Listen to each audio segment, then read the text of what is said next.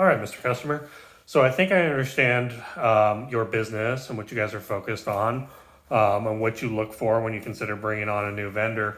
Now, if we could, I'd like to take the opportunity to get up and kind of see what you have in place.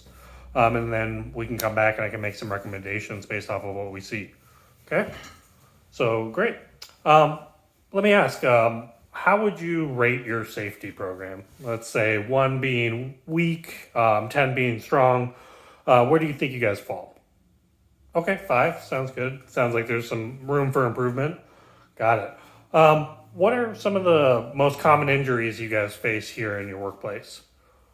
Okay, some burns. You guys do some welding, some cuts and scrapes from warehouse work and that kind of thing. Got it. All right, so if we could first focus on first aid, can you show me what you currently have as far as first aid supplies? Okay, great. So we have your little first aid kit here. Right off the bat, I can see that we're missing some of the ANSI required items, and that it's a little bit disorganized, and that looks like there might be some what looks like blood on the container. So, would you agree that this is missing some key items and is pretty disorganized? Might be hard to find what we're looking for. Great. So let me just ask, what would happen if somebody were to have like a severe cut or had hit their head, and they needed some of these supplies? What do you think that would look like? Yeah, definitely. So just based off this, I think that there's a good chance that somebody might not be able to find what they need.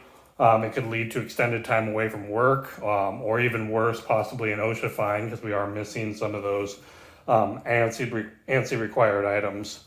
So would you agree it should be a requirement that this is has all the items that we need in case of an emergency, and that it's consistently stocked and we know that it's organized and easy to find what we're looking for? Great. So I also noticed, when we walked in the building, there was a warning sign for some corrosive chemicals. Can we look at your eyewash station? Okay, great. So you've got some eyewash bottles on the wall. So the eyewash bottles are great. They don't qualify as a primary eyewash station. That needs to be a standalone station. Needs to be capable of flowing for 15 minutes. It needs to be able to be activated within 1 second, and operate hands free so that the person can hold their eyes open and wash their eyes. So, would you agree that this does not qualify as one of those primary eyewash stations? And what do you think might happen if somebody was by themselves and they were to get some of these chemicals in their eye, um, and needed to flush their eyes and nobody was there to help them? Yeah.